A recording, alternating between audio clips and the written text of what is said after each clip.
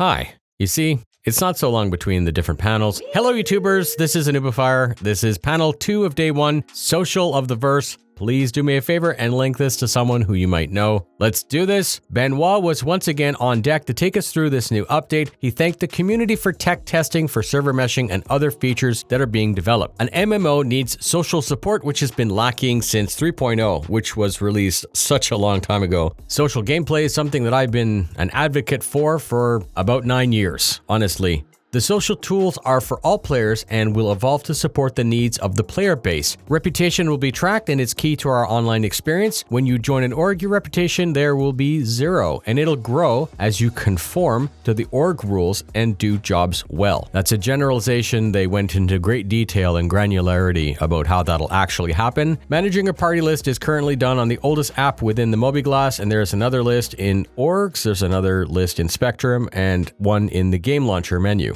These will be consolidated across all systems with the new Mobiglass app. The biggest change there is the removal of the ATC from your friends list, which means you can actually have no friends in the verse. Spectrum friends will be mirrored with game friends, and you can see game activity in both places. You can add notes to friends such as, "We met on day 2 of CitizenCon," or "That's the player that I helped learn how to take off and land in November." Notes will aid you to manage your larger friends list. There's an add favorites option and a favorites list. There's going to be a block list, which will hide and prevent these members from contacting you. There's a kill on site list. In the future, the actual org itself can have a global affiliation or hostility to an entire org, which is cool. And then there's a report feature if things get very, very bad. And on the subject of people on computers trying to harass you and ruin your fucking day, I'm sure if you read the terms of service, there's probably a clause there talking about how your in-game chatting is logged. The takeaway here, ladies and gentlemen, is if you absolutely need to harass people in this matter, the least smart place to do it would be in this game attached to your expensive fleet. You're going to lose access to Spectrum, your fleet, the game, and if you think the moderation team over there has a 3-strike rule, go ahead and test it out for yourself. They don't and won't. I'll see you in 20 years when your ban finally runs out and we're all playing starcitizen 2.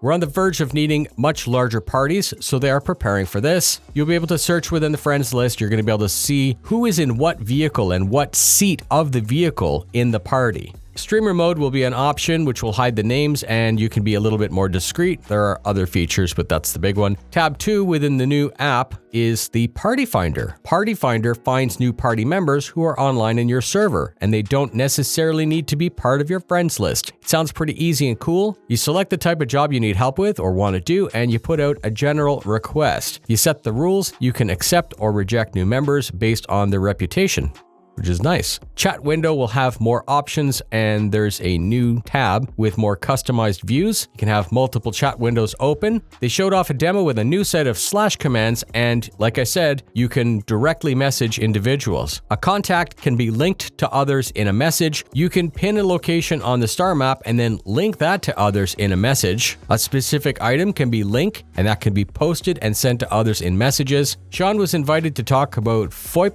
and VoIP. Sean said that they added some features such as the ability to send a selfie picture and or place video voice calls. They showed off a pretty fun demo that I might put at the end of this in its entirety. Head tracking is improved with head rotation. They posted up a second demo that you can probably see running in the background now. Some mouth positions didn't work out very well, but that's been fixed. So now you can squint and you can frown better. Low light performance was also improved. You have FOIP active in the character customizer. Your preview will animate based on the webcam. Ben said audio loss is being addressed, and there's an overhaul to the voice server. There's going to be an icon that you can see that'll tell you when you're transmitting. Sean was removed from the party by being kicked by Ben. So funny.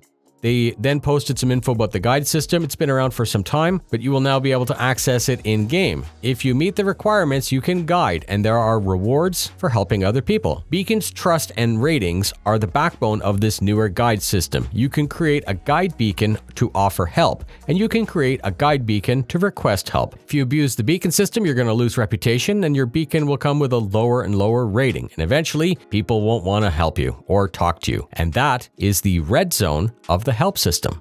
It's very difficult to get out of the red zone.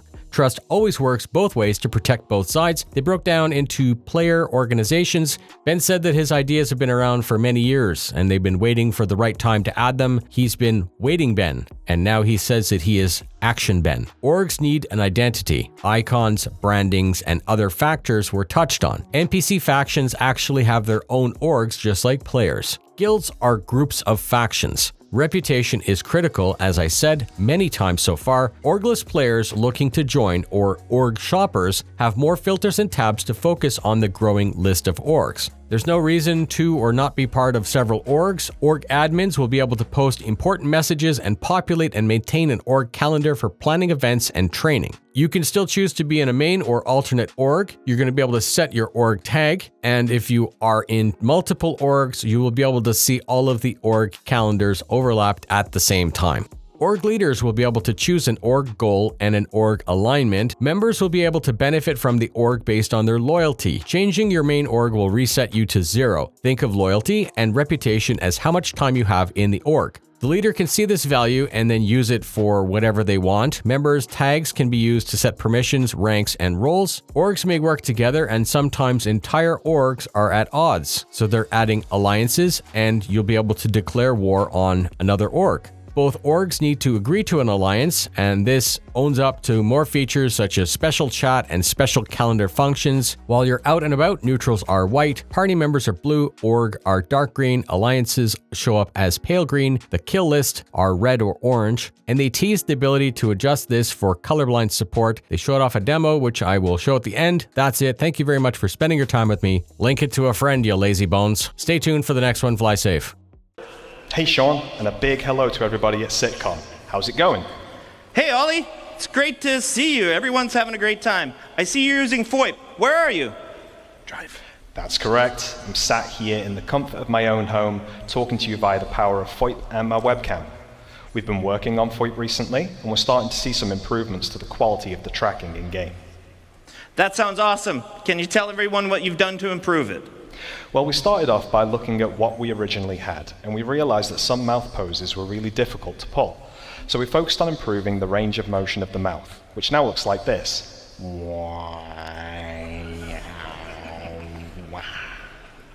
Hopefully, you can see there's more of a one-to-one relationship with what's going on in my webcam, and this has helped some of those problematic poses we were seeing before, one of which being a closed-lipped smile, which was quite difficult to achieve previously.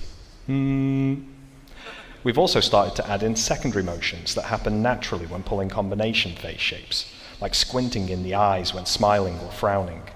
And when we combine these secondary motions with the wrinkle maps, it really goes to show just how much work has gone into these heads. Let's see how many wrinkle maps we can trigger, huh?